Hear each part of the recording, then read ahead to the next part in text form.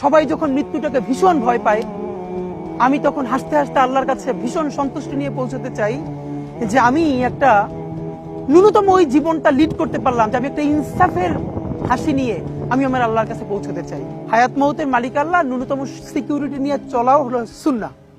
কিন্তু আমাদের লড়াইটা হলো, আমার মা স্বাভাবিকভাবেই কান্নাকাটি করেন, আমার পরিবার সবাই। তো আমি আমার মাকে বলেছি যে দেখো, মানে আমরা যে লড়াই নেমেছি, আমার একটা মনে হয় কি কোনো রাজনীতিবিদের না বাসায় মৃত্যুটা হইতে পারে না, এটা কোনো ভালো মৃত্যু না।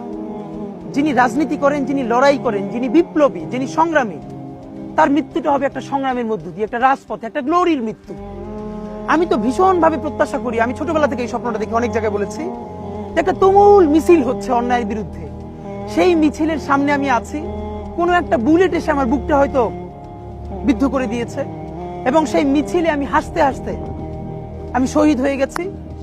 এবং সবাই যখন মৃত্যুটাকে ভীষণ ভয় পায়, আমি তখন হাসতে হাসতে আল্লাহর কাছে ভীষণ সন্তুষ্টি নিয়ে পৌঁছতে চাই যে আমি একটা ন্যূনতম ওই জীবনটা লিড করতে পারলাম, যে আমি একটা ইনসাফের হাসি নিয়ে আমি আমার আল্লাহর কাছে পৌঁছতে চাই।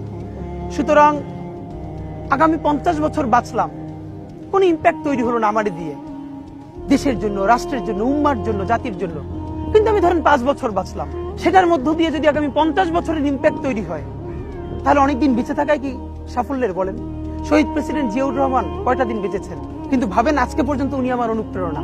হাঁটতে হাঁটতে আমার পা ফুলে যায়, আমি, আমার টিম, সেদিনকে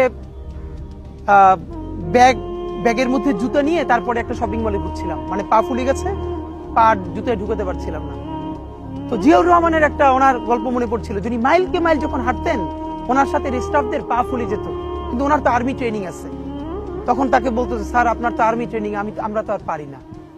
এই জন্য ওনাকে মানুষ রাখাল রাজা বলতো।